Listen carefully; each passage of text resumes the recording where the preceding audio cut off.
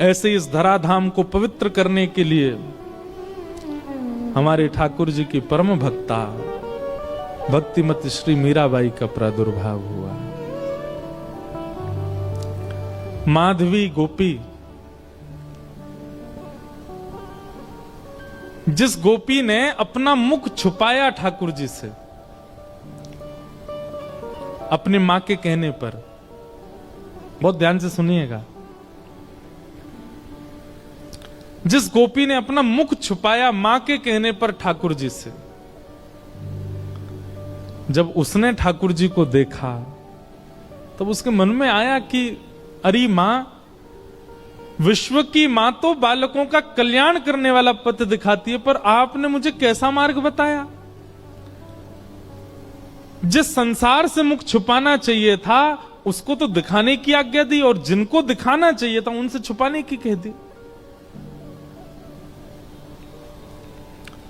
अब तो दिन प्रति बस कृष्ण मन, कृष्ण तन, कृष्ण ही हमारो धन, बस कृष्ण देखें कैसे भी। कल थोड़ी कथा में कह चुका था पहले, समय आया इंद्र पूजा बंद करके सब ब्रजवासी गोवर्धन पूजा करने के लिए गए, और 84 कोस के जितने ब्रजवासी हैं सब इकट्ठे भये। और वहीं इंद्र ने जब कोप करके वर्षा की, 7 बरस के ठाकुर जी ने 7 कोस लंबे चौड़े गिरिराज पर्वत को अपनी बाम हस्त की कन्नी उंगली पर धारण किया। और जैसे ही ठाकुर जी ने गिरिराज जी धारण किए, दूर दूर खड़े हुए लाखों ब्रजवासी सब गिरिराज जी के समीप आ गए, सब भीतर आके खड़े हो गए। सब में आपस में चर्चा चल रही। अब गिरिराज जी 7 कोस लंबे हैं और दूर दूर आ रहे, तो ठाकुर जी दिखे ही नहीं रहे हैं। सब बस ये कह रहे हैं, नंद के लाला ने गिरिराज जी उठा लिए, नंद के लाला ने पर्वत उठा लियो, नंद के लाला ने पहाड़ उठा लियो। यही चर्चा जब माधवी के कान में पड़ी तब माधवी बोली, शायद अब तो सबके बीच में ठाकुर जी अब तो दिख ही जाएंगे, क्योंकि जब जब श्याम सुंदर को देखने माधवी जाती, नेत्रों में जल आ जाता, धुंधलापन आ जाता, ठाकुर जी दिखते नहीं, क्योंकि शाप दे दिया ठाकुर जी ने। और ये शाप नहीं है, ये श्राप नहीं है, ये विरह है। बंधुओं, हम एक बात निवेदन करें, मीराबाई का चरित्र या तो हम स्पर्श करते नहीं हो, करवा रहे हो तो फिर एक अच्छे से ही सुनियो। इस स्थिति में ना आना पड़े इसकी प्रार्थना कीजिएगा, क्योंकि अब कलिकाल ऐसा बचा नहीं है कि आप इसको सहन कर पाओ।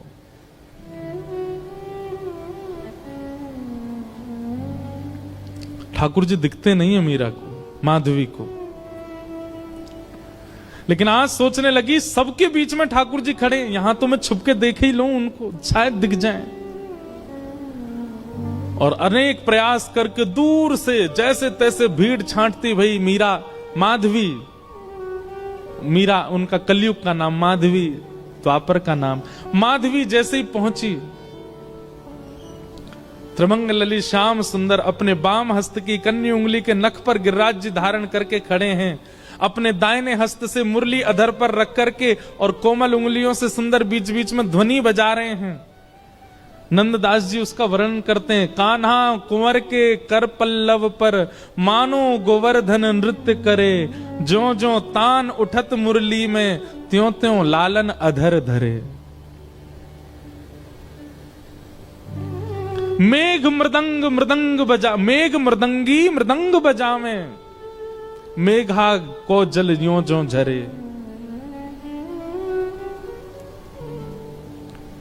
ग्वाल ताल दैनी को गावे, गायन को जो सुर भरे। देत आशीष सकल ब्रज नारी, नंद दास के तिमिर हरे। कान्हा कुंवर के, ठाकुर जी पता कि महाराज जी, अगर ये नंददास जी को पद देखो, इस पद के अनुसार, बहुत ध्यान से सुनना, हमारे श्री गिरधर लाल जी ऐसे खड़े, ऐसे नहीं, ऐसे, उनके ये चारों भुजाएं ऊपर हैं। तब हमें एक वैष्णव ने बताया, बोले ठाकुर जी कैसे कर रहे हैं पता है, सब ब्रजवासी खड़े हैं और श्री गिरिराज जी ठाकुर जी से कह रहे हैं, हे जय जय, मेरा स्वरूप इतना विशाल है कि मैं महाराज में तो आना पाऊंगा, लेकिन आपके हस्तकमल और मेरे हस्तकमल मिले न, ये 7 दिना तक मेरे संग रास ही कर लो। ठाकुर जी गिरिराज जी के संग रास कर रहे हैं तो कभी ठाकुर जी ऐसे रहते हैं और फिर नेक ऐसे उछाल के फिर ऐसे ले लें, फिर ऐसे ले लें, फिर ऐसे ले लें, फिर यूं कर लें, कभी यूं कर लें, कभी ऐसे कर लें, मानो बार बार अपनी उंगलियों पे नर्तन करवा रहे हैं श्री गिरिराज जी को ठाकुर जी। अद्भुत छवि है। तभी माधवी पहुंची। जैसे ही ठाकुर जी के समीप पहुंची है, उस स्थान पर पहुंची जहां ठाकुर जी खड़े हैं, जैसे ही नेत्र भर के ठाकुर जी को देखने का प्रयास किया, जल भर आया नेत्रों में। मानो जैसे कोई धुंध आ गई हो, खूब मीड़ रही है अपनी आंखों को, मीड़ मीड़ के लाल कर लिए हैं, लेकिन ठाकुर जी दिख नहीं रहे हैं। आज पीड़ा असहनीय हो गई माधवी की। अर्धरात्रि का समय ठाकुर जी के चरणों से लिपट गई और बोली, मैंने इतना बड़ा अपराध किया कि आप मुझे दिख ही नहीं रहे हो।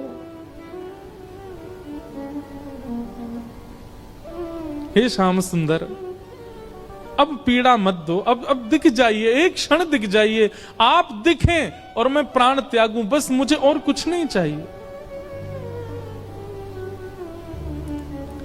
ठाकुर जी बोले, माधवी तेने मुझको अपना रूप नहीं दिखायो। माधवी बोली, देख लो, मैं सामने खड़ी हूं, अब देख लो मेरे नेत्र, मेरे मुखमंडल को देख लो, जैसे चाहो देख लो, पर मेरे ऊपर तो ये जो दोष है ये हटाओ, मुंह को देखन दो आपको। ठाकुर जी बोले, अब तो माधवी ये पीड़ा तुमको ने सहनी पड़ेगी, क्योंकि वस्तु का मूल्य तब चित्त में ज्यादा बढ़ता है जब वह वस्तु समीप हो पर मिले ना। और प्रेम लक्षणा भक्ति में जितना विरह होगा, जितनी व्याकुलता होगी, जितनी तड़प होगी, उतना वह प्रेम पुलकित होगा, उतना वह प्रेम लक्षणा भक्ति का इत्र महकेगा और दूसरों को महकाएगा। मैं चाहूं आगामी कलिकाल में लोगन के चित्त में श्रद्धा होगी, विश्वास होगो, लेकिन प्रेम नहीं होएगो। उनके चित्त में प्रेम प्रकट करवे के काजी मैं तो नहीं आऊंगो, तो को भेजूंगो। और वाक्य काजे तोए या जन्म में मेरे रूप के दर्शन को त्याग करना पड़ेगो, थोड़ो सहनो पड़ेगो। मीराबाई ने सहा है हमें और आपको प्रेम देने के लिए। मैं और आप आज जिस प्रेम के मार्ग पर चल रहे हैं, जिस प्रेम की एक बिंदु हमारे ऊपर गिरती है, वह बिंदु के अधिकारी हम मीराबाई की वजह से बने हैं, क्योंकि उन्होंने द्वापर में दर्शन का त्याग किया है। त्याग नहीं, विरह सहा है, वो तड़पी हैं ताकि हमें प्रेम दे सके। माधवी बोली, मुझे बस अवधि बता दीजिए, कम से कम एक अवधि पता होगी तो मैं उस अवधि के सहारे रह लूंगी कि इतना समय लगेगा आपके दर्शन में। एक अवधि बता दो, 10 वर्ष, 50 वर्ष, कितने वर्ष लगेंगे। अवधि सुनकर के तो माधवी गिर पड़ी, रोने लगी। ठाकुर जी बोले, एक युग।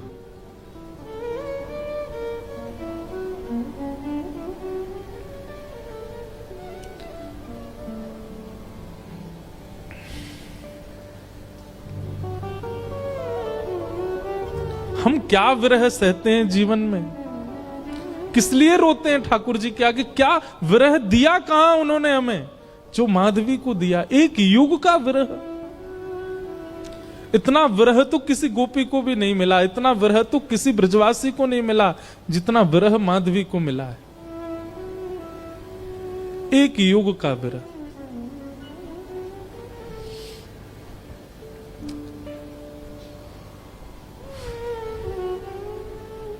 लेकिन क्या करे, प्रतीक्षा के अलावा और कुछ नहीं है जीवन में।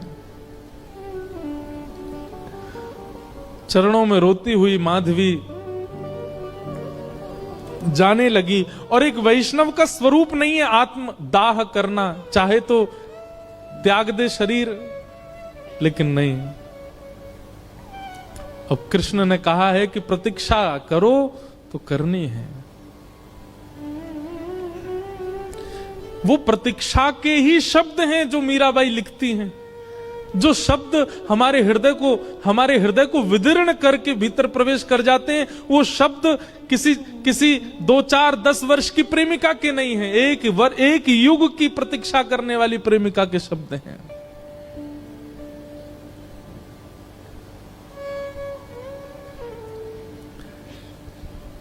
प्रतीक्षा कर रही है और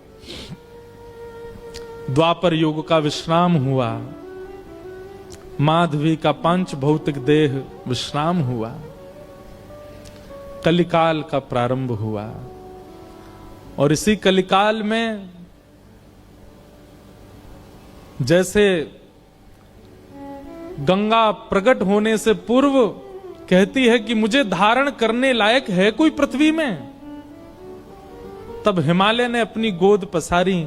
ऐसे ही ऐसी प्रेम लक्षणा, ऐसी प्रेम की पराकाष्ठा स्वरूपा वो माधवी, उनको धारण करने वाला कोई वंश है।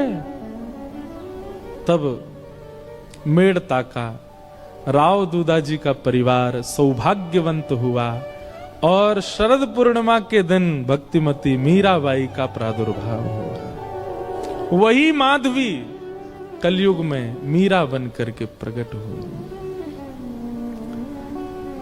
मीराबाई का वास्तविक नाम मीरा नहीं है, मिहिरा नाम है। जैसे नरसिंह मेहता जी का वास्तविक नाम नृसिंहराम मेहता, ऐसे ही मीराबाई का मूल नाम मिहिरा है। जन्म हुआ राव दूदाजी के कुलीन परिवार में। बाल्यकाल से ही मीराबाई का स्वरूप स्वभाव अन्य बालकों से बिल्कुल भिन्न है। बहुत शांत प्रशांत स्वभाव की हैं। एक चंचल बालक की तरह ऐसी चंचलता, चपलता, चतुरता नहीं है उनके चित्त में। बहुत सरल, छोटी सी बात पर रीझ जाने वाली, मान जाने वाली, प्रसन्न हो जाने वाली मीरा है। राव दूदाजी के घर में मीरा का जन्म होने का कारण यह है, ध्यान से सुनिएगा। एक वैष्णव बालक यदि आपके घर में जन्मेगा, कोई बालक आपका भविष्य में चलकर के वैष्णव होगा, उसके पीछे कारण क्या होगा? राव दूदाजी एक दिन भी बिना हरि चर्चा के व्यतीत नहीं करते। मेड़ता में एक बार को कोई राजा आ जाए, उसके स्वागत सम्मान में कोई कमी हो सकती है, लेकिन मेड़ता में कोई महापुरुष संत आ जाएं, उनके स्वागत के लिए स्वयं राव दूदाजी जाते हैं। और नित्य प्रतिदिन नवीन संतों का आगमन होता है, अयोध्या से, ब्रजधाम से, द्वारिका से। एक बात कहें बंधुओं, अपने घर के द्वार सबके लिए बंद रखो, पर भगवत भजनानंदी वैष्णवों के लिए कभी नहीं। सदा ऐसा प्रयास करो कि आपके यहां कोई ना कोई आता ही रहे। अगर एक सप्ताह तक कोई ना आवे तो आपके चित्त में चिंता होनी चाहिए कि कोई आया क्यों नहीं। किसी को फोन करके जबरदस्ती टिकट करके बुलाओ, आ जाओ, हमारे घर पर रहो।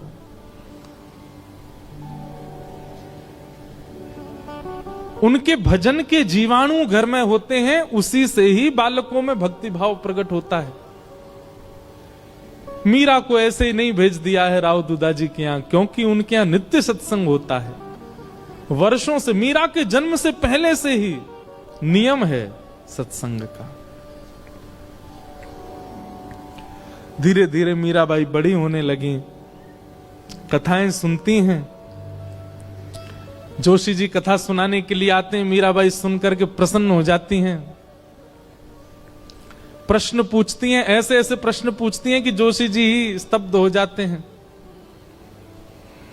मीराबाई का स्वभाव ऐसा बताया गया कि कोई पूछता कि आप कौन हो, तो मीराबाई अपना परिचय ऐसा नहीं देती कि मेड़ता नरेश महाराज राव दूदाजी की मैं पौत्री हूं, बल्कि अपना परिचय ऐसे देती हैं, परम गौभक्त संत सेवी परम सत्संगी श्री ठाकुर जी राधा माधव की नित्य लीला नित्य सेवा में प्रवीण श्री राव दूधा जी की मैं पौत्री हूं। वो कभी ऐसा परिचय नहीं देती हैं कि इतने बड़े राजा घराने की मैं पुत्री। ये गुण भागवत में लिखा है कि परम भागवत कभी भी अपने उच्च कुल अपनी जात अपनी आदि आदि के प्रभाव में नहीं रहता। मीराबाई ऐसी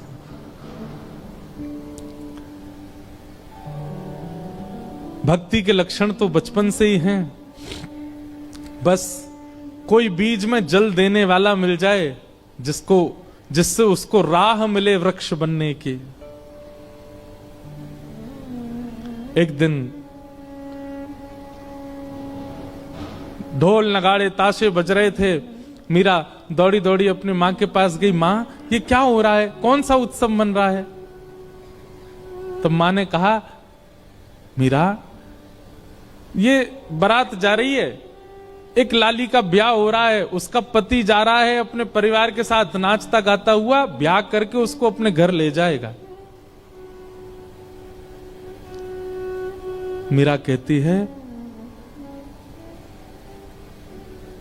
ऐसे दुल्हा सबके लिए आते हैं? बोले हां, सब कन्या का ब्याह होता है, सबके दुल्हा आते हैं। अच्छा, तो मां मेरा भी ब्याह होगा? हां, तेरा भी ब्याह होगा।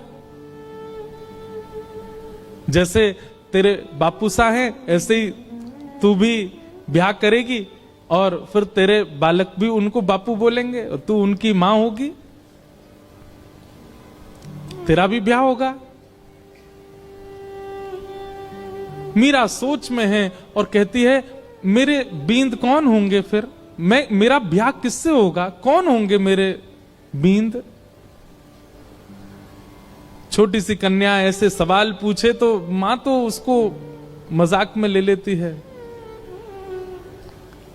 अरे मीरा, ये कोई समय है, अभी थोड़ी बड़ी तो हो जा।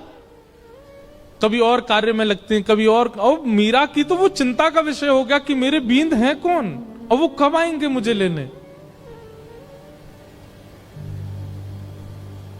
बार बार बस यही पूछती है, मेरा किससे ब्याह होगा, मेरा किससे ब्याह होगा, मेरे बींद कौन है। एक दिन हार के मां ने मीरा को गोद में लिया, पूरे दिन चिल्लाती रहती है, ये तेरे बैठे कमरे में मुरली हाथ में लिए त्रिभंग लली, ये जो स्वरूप है, ये गिरधर, यही है तेरे बींद।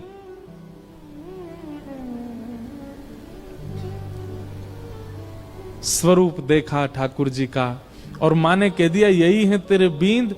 तो मीरा के चित्त में ऐसा विश्वास प्रगाढ़ हो गया कि यही है मेरे बींद और कोई नहीं। अब तो मीरा की स्थिति ऐसी हो गई, वो कक्ष में जब जाती है तो ठाकुर जी की ओर भी बहुत झुकी हुई नजरों से देखती है। ज्यादा मतलब व्यवहार ऐसा करने लगी कि मानो सच में ही ये उसके बींद हैं।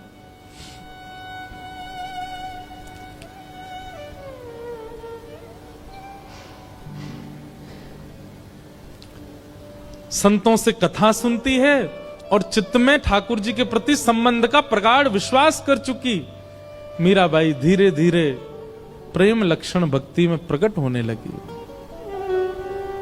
एक दिन एक संत का आगमन हुआ और वे अपने प्रवचन के समय अपने बगल में ही अपने गिरधर गोपाल को विराजमान करके प्रवचन कर रहे थे। और छोटी सी मीरा, उनको एक ही चीज की प्रतीक्षा होती थी पूरे दिन की, मां मुझे सत्संग में लेके कब जाएगी। और जैसे ही मीराबाई पहुंची, छोटी सी मीरा कथा सुनते सुनते दृष्टि पड़ी बगल में बैठे हुए गिरधर स्वरूप पर, वो गिरधर गोपाल पर। अपलक नेत्रों से केवल ना प्रवचन सुन रही है ना महाराज जी को देख रही है, वो तो उनके ठाकुर जी को अपलक नेत्रों से देख रही है। और बीच बीच में मानो जैसे नेत्रबंद हो जाते हैं और उसको कुछ ब्रजमंडल जैसा दिखने लगता है। उसको कभी कभी वर्षा दिखती है, कभी कभी गिरिराज जी धारण करके ठाकुर जी खड़े हैं और एक गोपी चरण से लिपट करके रो रही है। ऐसा दृश्य उसके चित्त में आने लगा, मानो अपने पूर्व जन्म की स्मृतियां चित्त में प्रकट होने लगी।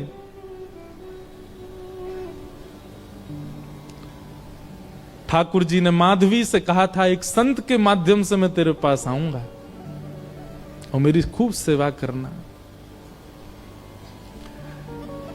माधवी को थोड़ी थोड़ी स्मृति आ गई, मीरा को, और जैसी स्मृति पूर्ण हुई, कथा विश्राम हुई, नेत्र लाल हैं, अश्रु गिर रहे हैं नेत्रों से, और अपनी मां को पकड़ के कहती है, मां ये कौन है?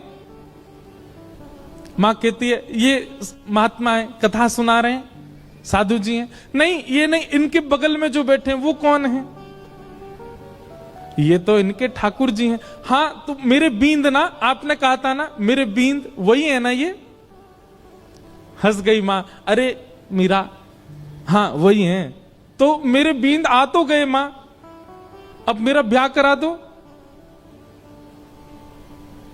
अरे अभी तेरी उम्र नहीं है मीरा, तो मैं बड़ी हो जाऊं तब करा देना, पर तब तक मेरे बींद को घर में ही रख लो, मैं इनको पास में रख लूं अपने। बालपन की वो बातें सबको नहीं भाती हैं। प्रणाम करने के लिए मंच पर जब गई, मीरा के नेत्र सजल। महाराज जी ने पूछ लिया, अरे बिटिया क्यों रोती है? मीरा कहती है, ये मेरे हैं, ये आपके साथ आए हैं, इन्होंने मुझे वचन दिया था ये एक साधु के साथ आएंगे, ये मेरे हैं, आप इनको मुझे दे दीजिए।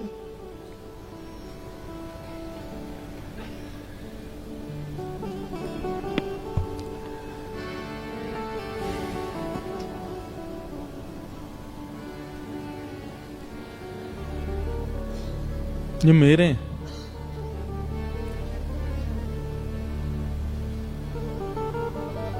कोई अपने ठाकुर कैसे दे सकता है किसी को? और वो भी पूजा के ठाकुर जी हो तो दिए भी जाएं, लेकिन जिनसे स्नेह प्रेम के लाड़ के ठाकुर जी, वो किसको कैसे मिल जाएंगे? पहले तो छोटी बालिका समझ करके महात्मा हंस गए, लेकिन जब कहने लगी ये तो मेरे हैं, जिद करने लगी, तो महात्मा भी प्रेमी थे, व्याकुल हो गए, अपने ठाकुर जी को हृदय से लगा के तुरंत चले गए वहां से। मीराबाई कहने लगी, संत बुरे नहीं है, माता पिता बुरे नहीं है, आप ही मेरे पास आना नहीं चाहते हो। अरे और कितनी प्रतीक्षा कराओगे? मैं कब से प्रतीक्षा करती हूं, अब आ तो गए हो एक महात्मा के द्वारा, अब आ क्यों नहीं जाते मेरे पास? मां डांटती है, पिताजी डांटते हैं, सब घर के लोग समझाते हैं, पर मीरा की एक अलग जिद है। एकांत में बैठी रहती है, ना खाती है, ना पीती है, ना खेलती है, बस चिंतन करती है और रोती रहती है।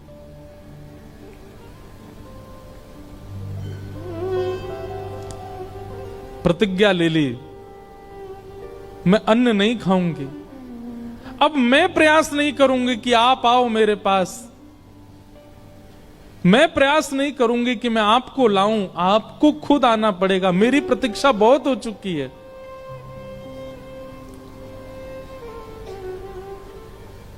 वहां महात्मा ठाकुर जी की सेवा शयन करा करके जैसे शयन में गए, ठाकुर जी उनके स्वप्न में आ गए, और स्वप्न में आकर के बोले, बाबा आपने मेरी खूब सेवा करी, खूब मेरे 56 भोग लगाए, खूब मोकू लाड़ प्यार कियो, खूब मोकू डुलायो, इतनो भाव से मेरी सेवा करी बाबा, पर अब आपकी सेवा पूरी है गई। जो बालिका आज कथा में आई, मैंने वाकू वचन दियो है कि मैं आपके माध्यम से आऊंगा, आप उनको जाए के मुंह को दे दो। अब जब ठाकुर जी ही स्वयं आज्ञा कर दें तो फिर कोई कैसे मना करे? रात्रि अर्धरात्रि का समय महात्मा उठे, अपने ठाकुर जी को हृदय से लगा के खूब रोए, जय जय मेरी सेवा में कोई कमी रह गई? नहीं नहीं, कोई कमी नहीं बाबा, मैं तो बहुत प्रसन्न हूं, पर अब कछु दिना आप एकांत में भजन करो, फिर मेरी प्राप्ति हो जाएगी। अब आप तो चले जाओगे, फिर मेरी सेवा कौन करेगा? या हमारे सेवा विस्तार के लिए वह कन्या को मोह दे दो। और अर्धरात्रि का समय, नन्ही सी मीरा अनशन व्रत पर मानो बैठी हो, और महात्मा पहुंच गए। ले मीरा है गिरधर तेरा, ले मीरा है गिरधर तेरा। अपने ठाकुर जी को लेकर के गए, सेवा बड़े भावत करियो, सेवा बड़े भावत करियो, रखियो न नेरा हो, रखियो नेरा बेटी, ले मीरा है गिरधर तेरा, ले मीरा ले गिरधर तेरा। मीरा के चित्त में पीड़ा भी हो रही है और वो नाच भी रही है। नाच इसलिए रही है कि आज मानो जैसे वर्षों और युगों का विरह समाप्त होगा, पर पीड़ा इस बात की है कि मैं एक वैष्णव की सेवा ले रही हूं। उन महात्मा के नेत्रों के आंसू मीरा को बहुत, ये एक वैष्णव का स्वरूप हो जाता है। वो स्वयं पीड़ा में रहना मंजूर रखता है, पर अन्य किसी वैष्णव की पीड़ा देख नहीं पाता।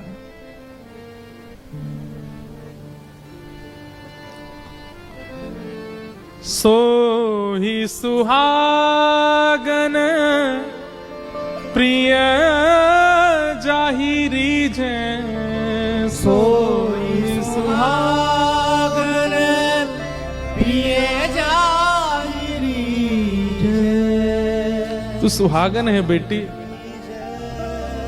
ये पहले मुझसे रीझे थे, मेरे पास आए, लेकिन अब ये तो से रीझ गए हैं। मैं अपनी तरफ से नहीं दे रहा हूं, ठाकुर जी ने आके मुझे आज्ञा दी है कि वो तोते सेवा कराना चाहें। सो ही सुहागन। बंधुओं, इस पंक्ति को नित्य गाया कीजिए। अपने ठाकुर जी को देखते हैं जब मंदिर में विराजमान, आप कितने सौभाग्यशाली हो, ठाकुर जी आपसे सेवा करा रहे हैं। उनके प्रति पाषाण बुद्धि मत रखा कीजिए। आपका कोई तो ऐसा गुण है जिसके कारण ठाकुर जी आप चले जाते हैं बाहर, आप आ जाते हैं कथा, मैं आ जाता हूं कथा करने। हमारे ठाकुर जी कक्ष में बैठे रहेंगे, खड़े रहेंगे, जैसे सुलाओगे सो जाएंगे, जहां बैठाओगे बैठ जाएंगे, जो खिलाओगे पालेंगे। अपनी कोई इच्छा इतनी, अपने जिनको हम अपना कहते हैं पत्नी बच्चे, वे भी लड़ लेते हैं कि हमें ये चाहिए, पर हमारे ठाकुर जी को भी नहीं लड़ते। आप पीली पोशाक पहना दो राजी, आप लाल पोशाक पहना दो राजी, आप दाल चावल खिला दो राजी, आप कड़ी चावल पवा दो राजी, कुछ नहीं दूध का भोग लगा दो राजी। इसी को तो प्रेम कहते हैं, जो आपके द्वारा प्रस्तुत की गई हर वस्तु को सिर से लगा के स्वीकार करे। यही तो प्रेमी का लक्षण है। विश्व में असली प्रेमी यदि कोई है तो वो श्याम सुंदर है। आपकी हर वस्तु को सहर्ष स्वीकार करते हैं, किसी में नोक झोंक नहीं कभी भी। सो ही सुहागन प्रिय जाहिरी जै, सोई सुहागन प्रिय जाहिरी जै। कैसा तेरा मेरा हो, कैसा तेरा मेरा बेटी, ले मीरा है गिरधर तेरा, ले मीरा ले गिरधर तेरा। मीराबाई को ठाकुर जी दे दिए हैं।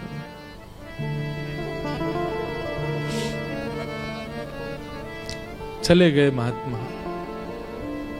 ये ठाकुर जी का नियम है बंधुओं।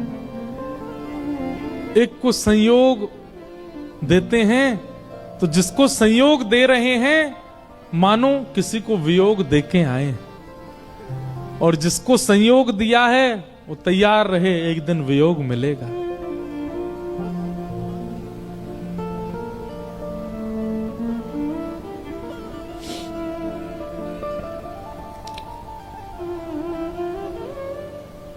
इसीलिए हमारे अष्ट सखा कहते हैं, यह धन धर्म ही ते पायो, यह धन धर्म ही ते पायो, नी के राख यशोदा मैया, नी के राख हम सब यशोदा हैं, यशोदा मैया, नारायण घर आयो, नारायण घर आयो, यह धन धर्म ही ते पायो। अब तो मीरा बस आनंद में रहती है, प्रसन्न रहती है, झूमती रहती है, मानो अब इससे बड़ा सुख उनके जीवन में और कुछ नहीं है, आनंद है।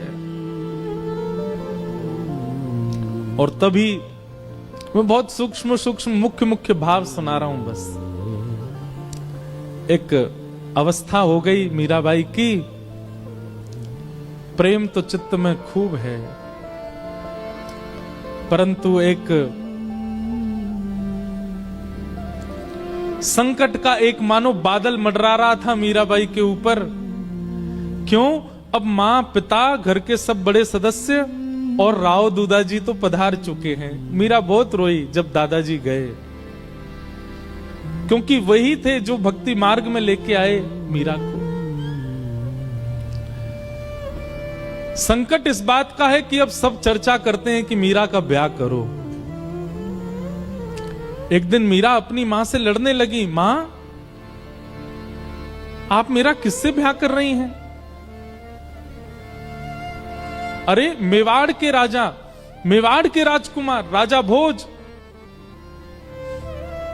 तुम जानती हो उनका पराक्रम, तुम जानती हो उनका बल, तुम जानती हो उनका ऐश्वर्य।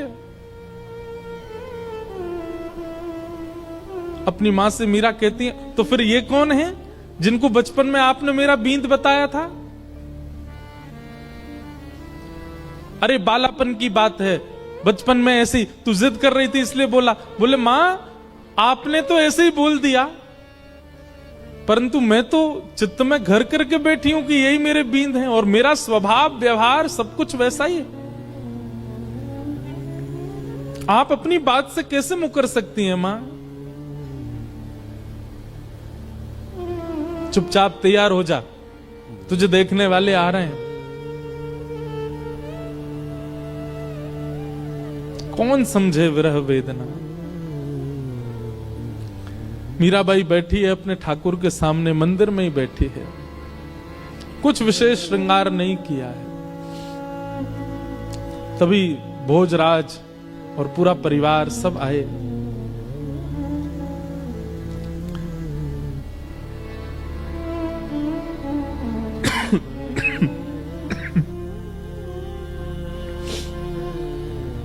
इच्छा प्रकट की कि एकांत में मीरा से बात करना चाहते हैं। मीराबाई बोली, मेरे लिए तो एकांत मेरे ठाकुर जी का स्थान है, जो बात करनी यहीं बैठ के कर लो। सब चर्चा हुई, मीराबाई ने स्पष्ट कर दिया,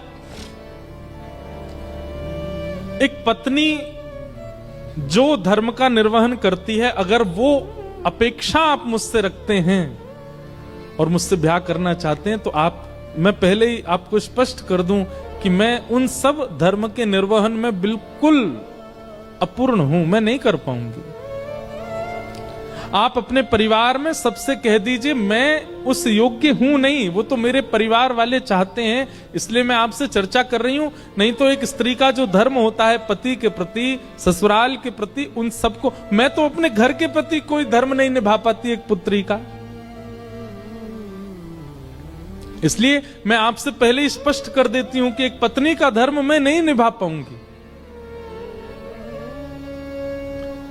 भोजराज का उत्तर सुनने लायक है। बंधुओं, मीराबाई का जिनसे ब्याह हुआ वो अत्यंत कुलीन भाव के हैं। उन्होंने कहा मुझे मंजूर है, मैं भी नहीं आपसे अपेक्षा रखता हूं कि आप पत्नी धर्म का निर्वहन मुझसे करें। आपकी सुबह से अभी तक की गतिविधियां देख करके, आपके विचार भाव और आपके हृदय की स्थिति देख करके मैं जान चुका हूं कि आप सामान्य धर्म में नहीं हैं। परंतु अब मेरी इच्छा और ज्यादा आपसे विवाह करने की इसलिए है कि मैं आपसे पत्नी धर्म का निर्वहन नहीं करवाना चाहता।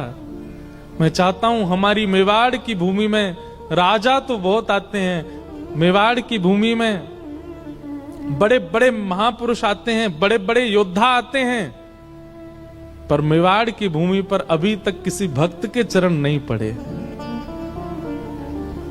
यदि आप मुझसे विवाह करें और हमारी मेवाड़ की भूमि को अपने चरणों से और श्री गिरधरलाल जी के स्थापन से पवित्र कर दें तो ये हमारे लिए बड़े सौभाग्य की बात होगी। मैं इस चर्चा को गुप्त रखूंगा, किसी के सन्मुख नहीं कहूंगा। ये मेरी और आपकी चर्चा है, सबको बताने के लिए विवाह का एक अभिनय होगा, परंतु मैं चाहता हूं कि आपके चरण हमारी मेवाड़ को पवित्र करें। बाकी जैसी आपकी इच्छा होगी, मेरी उसमें कोई अतिशयोक्ति नहीं होगी। और ऐसा कहकर के भोजराज चले गए। मीराबाई ने कोई उत्तर नहीं दिया। लेकिन प्राचीन भारत में कहां पूछा जाता है, सबने पक्का कर दिया ब्याह।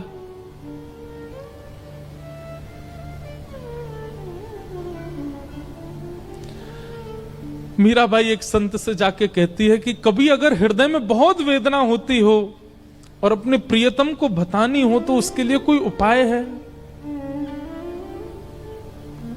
तब एक संत ने कहा तुम पत्र लिखा करो और वृंदावन जाने वाले किसी व्यक्ति के हाथ वो पत्र भेज दिया करो।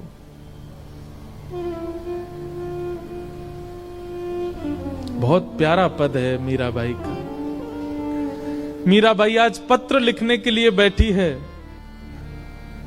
और पूरे कक्ष में केवल खाली पत्र पड़े हैं, लिख नहीं पा रही है। बार बार एक एक पन्ना फाड़ती है, फिर कुछ लिखती है और लिख करके फिर उसको फेंक देती, फिर दोबारा लिखती है, फिर फेंक देती, फिर लिखती है। किसी ने आकर के कहा मीरा ये क्या करती है तू, इतने पत्र पड़े, ये सब क्या है?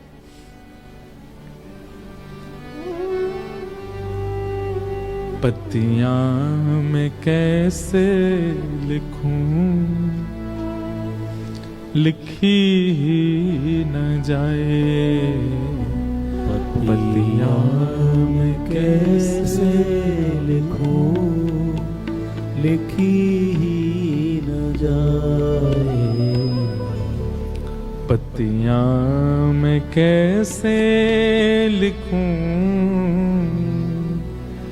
लिखी ही न जाए। पत्तियां मैं कैसे लिखूं, लिखी न जाए। क्यों? कलम धरत मेरो कर कांपत है। कलम धरत मेरो कर कांपत है। कलम धरत मेरो कर कांपत है। कलम धरत मेरो कर कांपत है। मीराबाई कहती है मैं लिखने के लिए बैठती हूं, पहले तो शब्द याद नहीं आते और जैसे तैसे अपनी स्थिति। बंधुओं, एक बात याद रखिएगा, विरह की स्थिति शब्द बयां नहीं कर सकते। वो शब्द नहीं बता सकते कि आपकी स्थिति कैसी है। आप कितना भी प्रयास कीजिए बोलने का, बताने का, नहीं बता पाओगे, क्योंकि विरह प्रेम शब्द की इतनी क्षमता नहीं कि वो आपका विरह प्रेम प्रकट कर सके। लेकिन मीराबाई कहती है जैसे तैसे मैं लिखने का प्रयास भी करती हूं। कलम धरत मेरो कर कांपत है, कलम धरत मेरो कर कांपत है। नैन रहे हैं झराए हो, नैन रहे झराए। और जैसे तैसे लिख भी देती हूं तो इतने नेत्रों से अश्रु गिरते हैं कि जो लिखा सब बह जाता है।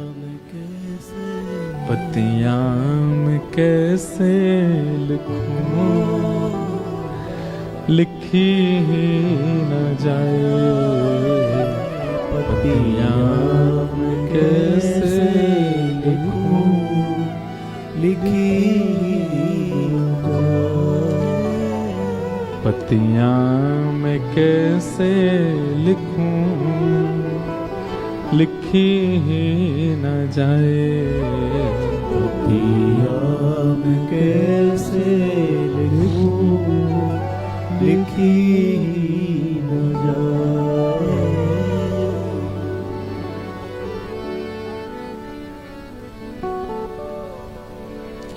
मीराबाई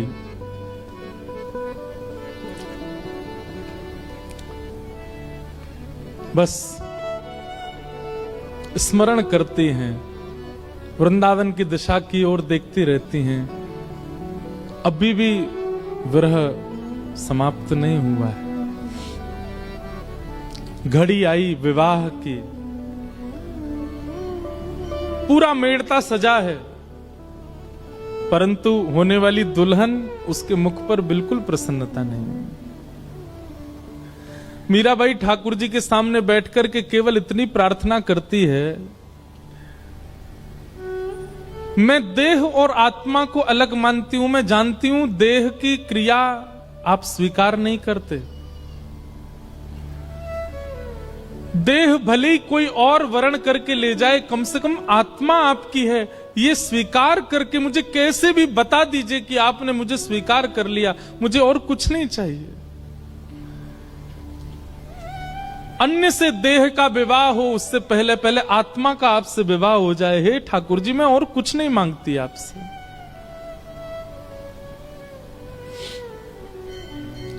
रात्रि में मीरा रोते रोते सोई हैं और तभी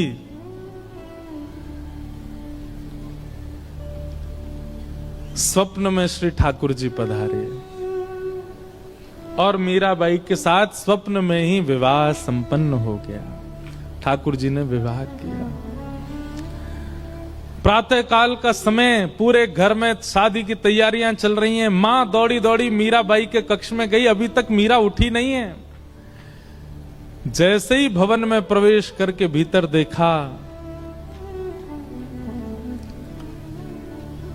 एक नवीन शादी का जोड़ा पहने हैं, हाथों में मेहंदी रची हुई है, मांग में सिंदूर भरा है, गले में सुंदर ऐसा अद्भुत मंगलसूत्र पहन रखा है, यहां तक केवल चूड़ियों से अलंकृत हाथ हैं। अद्भुत श्रृंगार और प्रसन्न मुद्रा में मीरा सोई है। मीराबाई के विवाह के लिए जो पोशाक मंगाई गई है वो तो दूर रखी है, ये एक नवीन पोशाक, और ऐसी पोशाक की मेड़ताओं ने भी कभी नहीं देखी होगी। मां ने तुरंत मीराबाई को उठाया, उठा करके पूछा, मीरा जल्दी उठ, ये सब क्या करके बैठी है? तेरे मांग में सिंदूर, गले में मंगलसूत्र, हाथ रचे हुए, ये इतने सुंदर तूने जोड़ा, ये क्या करके आई है? कहां से लेके आई है सब?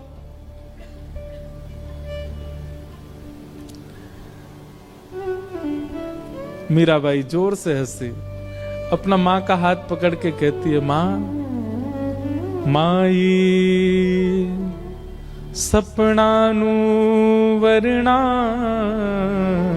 दीनानाथ दीनानाथ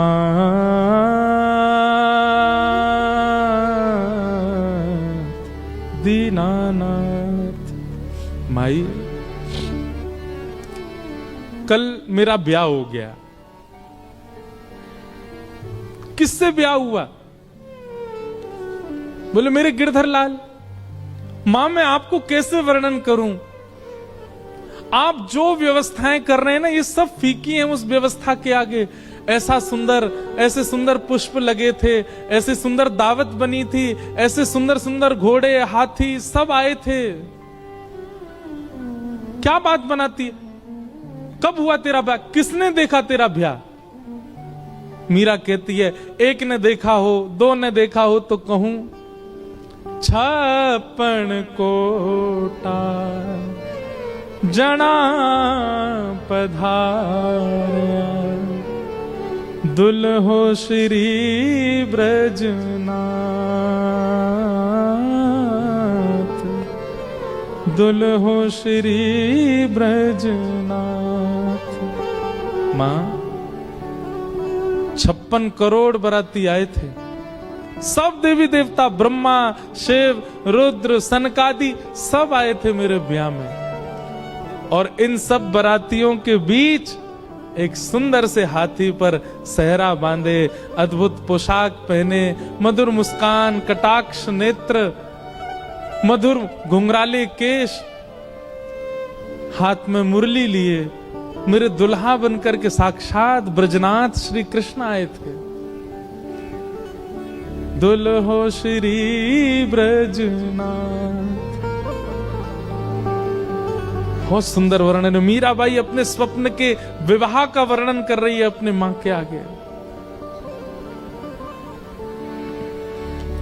किसने हमारा कन्यादान किया, हमारे फेरे कैसे पड़े, उन्होंने मेरे गले में कैसे मंगलसूत्र पहनाया, दावत कैसे हुई, एक एक चीज का वर्णन कर रही है मीरा। और मां इधर से उधर जा रही है, सिर पीट रही है, रो रही है।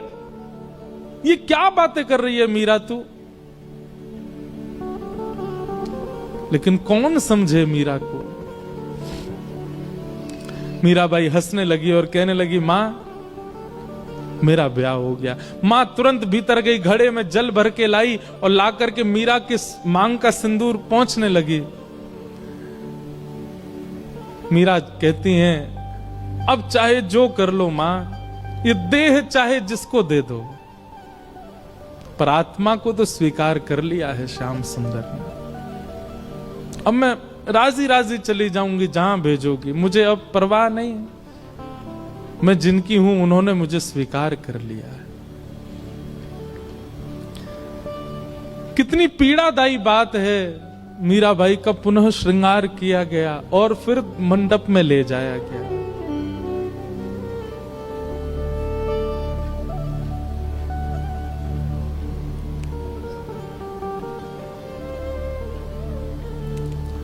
रो तो रही हैं, लेकिन किसको समझाएं, कोई समझ नहीं रहा है। और फिर विवाह हुआ। और विवाह के बाद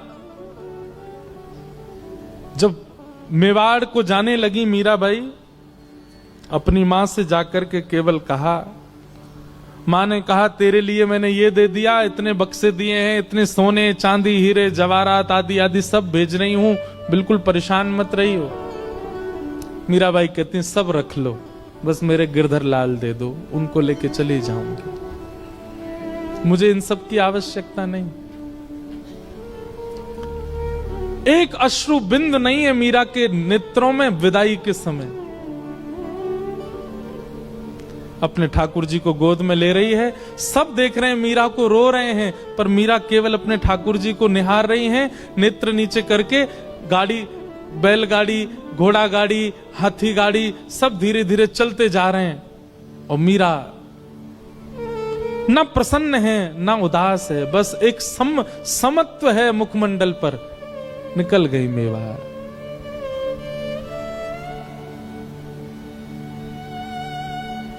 मीरा का प्रेम कौन कह सकता है? इस तुच्छ मुख से कितना कहें उनका प्रेम। केवल त्याग है पूरे जीवन में और कुछ नहीं। आ गई, विवाह हो गया। विवाह के बाद उनके पति अनुकूल थे, उनकी पूजा में कभी विक्षेप नहीं होने देते थे। लेकिन ठाकुर जी की पता नहीं कैसी लीला है कि जो अनुकूल होता है भक्ति में उसको दूर कर देते हैं। और एक दिन आगरा के युद्ध में पूरे परिवार में केवल मीरा का संग देने वाले उनके पति, उनको इतने बाण लगे कि वे मरणासन अवस्था में आ गए। मरणासन अवस्था में जब लाया गया, वैद्य ने लेप करके उनको जब कक्ष में लिटाया, मीरा दूर खड़ी खड़ी देख रही है और एक मित्र के भांति दोनों चर्चा करते हैं। लेकिन भोजराज मीरा के प्रति गुरु का भाव रखते हैं। भोजराज कहते हैं, मैंने आपका स्पर्श कन्यादान के समय किया था, आपके हस्त कमल का, परंतु अब मुझे लगता है मेरा अंत समीप है, उससे पूर्व में एक बार आपका स्पर्श करना चाहता हूं। मीराबाई कुछ नहीं बोली। तो भोजराज कहते हैं, मैं एक बार केवल आपके श्री चरणों का स्पर्श करना चाहता हूं।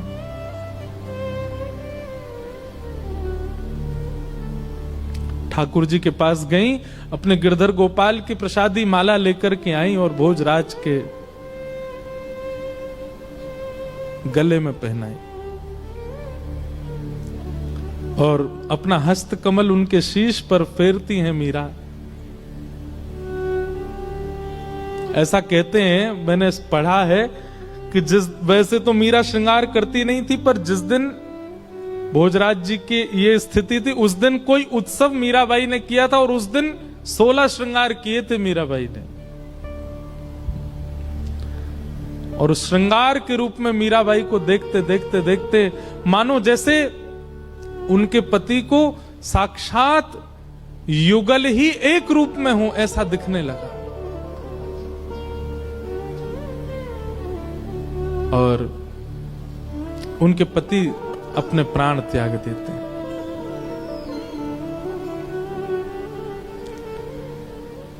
अब पूरे मेवाड़ में एक भी व्यक्ति मीराबाई के पक्ष का नहीं है। ऐसा सुनने में आता, उनके ससुर जी भी पक्ष में थे, वे भी चले गए और कोई पक्ष का नहीं है, सब विपक्षी हैं।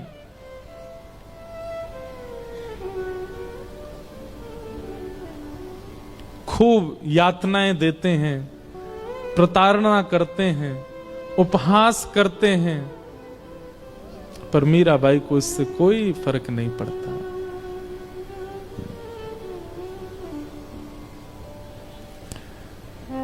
एक बार जब वैद्य को विष बना करके देना पड़ा और मीराबाई चरणामृत समझ के पी गई, कुछ हुआ नहीं, तब उसी वैद्य को 2 बूंद पिला दी गई राणा के द्वारा, मर गया वो वैद्य। तब मीराबाई के चित्त को क्षोभ हुआ कि मुझ तक पीड़ा रहे मैं सह लूं, पर मेरे अलावा किसी और को मिले ये मैं सहन नहीं कर सकती। गोस्वामी तुलसीदास जी को पत्र लिख करके मीराबाई ने अब पूछा क्या करूं। तब गोस्वामी जी ने आज्ञा की कि अब ऐसों का त्याग करो जो हरि विमुख है। और मीराबाई मेवाड़ से अभी वृंदावन नहीं गई, मेड़ता गई, और फिर मेड़ता से वृंदावन मीराबाई बहुत विलंब से गए, क्योंकि वृंदावन उनके रोम रोम में बसता है, वृंदावन उनके हृदय में बसता है, वृंदावन उनके चित्त में बसता है। आगे लीला में मीराबाई वृंदावन गई और फिर वृंदावन में कैसे उनको निकुंज का, रास का दर्शन हुआ, वो सब लीला हम सुनेंगे। आइए मीराबाई के सुंदर भाव को यहीं विश्राम देते हैं और फिर आगे का प्रसंग हम सुनेंगे। गिरधर जन्म मरण रासात, गिरधर जन्म मरण रासात, गिरधर जन्म मरण रासात। मीराबाई जन्म मरण रासात, हो आए नाय बिस्तरू में दिन राती, होया है नाय बिस्तरू में दिन राती, हो आए नाय बिस्तरू में दिन राती, होया है नाय बिस्तरू में दिन राती, गिरधर जन्म मरण रासात, गिरधर जन्म मरण रासाती, गिरधर जन्म मरण रासात, गिरधर जन्म मरण रासाती, ओ पल पल पिय को रूप निहारूं, निरख निरख सुख पाती, पल पल पिए को रूप निहारो, निरख निरख सुख पाती, पल पल पिय को रूप निहारूं, निरख निरख सुख पाती,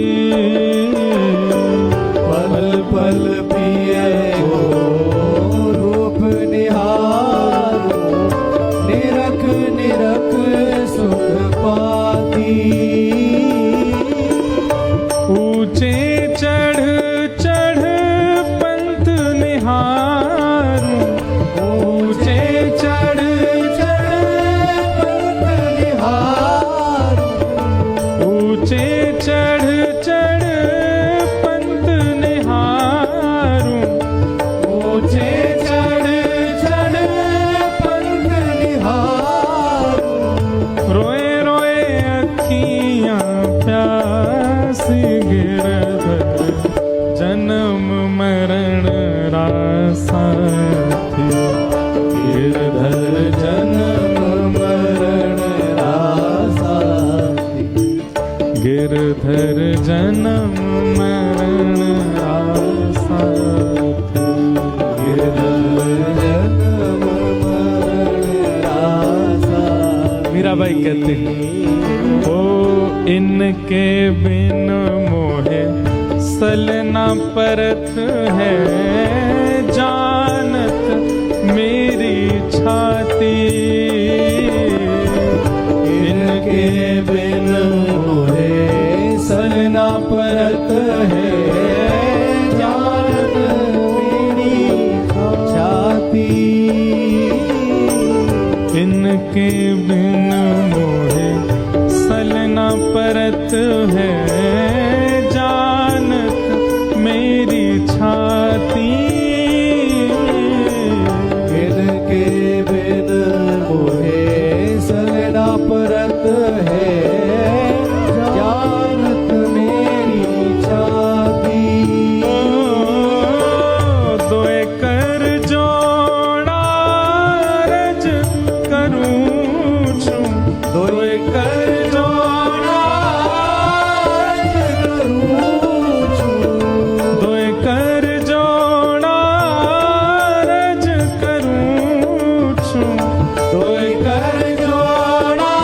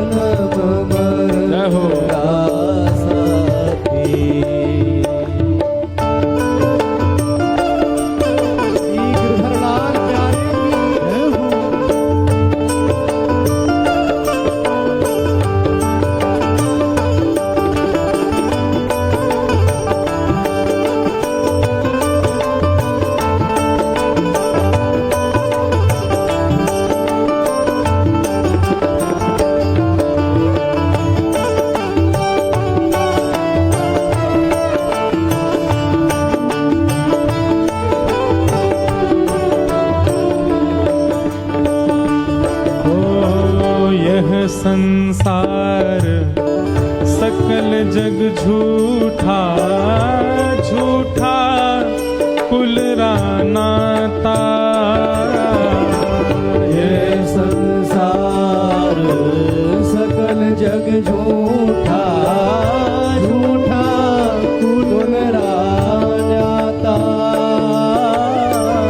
यह संसार सकल जग झूठा, झूठा कुल रानाता। ये संसार सकल जग झूठा, झूठा कुल रानाता। मीरा के प्रभु गिरधर नागर, मीरा के प्रभु गिरधर नागर।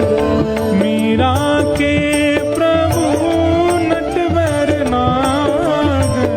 मीरा के प्रभु नटवर नागर। हरिचरणा चितराची गिरधर जन्म मरण रासा। गिरधर जन्म मरण रासा थी। ओ मीरा के प्रभु गिरधर नागर। मीरा के प्रभु गिरधर नागर। मीरा के प्रभु नटवर नागर। मीरा के प्रभु नटवर नागर। हरिचरणा चितराची गिरधर जन्म मरण रासा। गिरधर जन्म मरण रासा थी। गिरधर जन्म मरण रासा। गिरधर जन्म मरण रासा थी। गिरधर जन्म मरण रासा। गिरधर जन्म मरण रासा थी। गिरधर जन्म मरण रासा। गिरधर जन्म मरण रासा थी। गुरु वृंदावन बिहारी लाल की जय। श्री राधा रमण लाल की जय। श्री राधा वल्लभ लाल की जय। हरिहर मिलन महोत्सव की आज के आनंद की जय जय। श्री राधे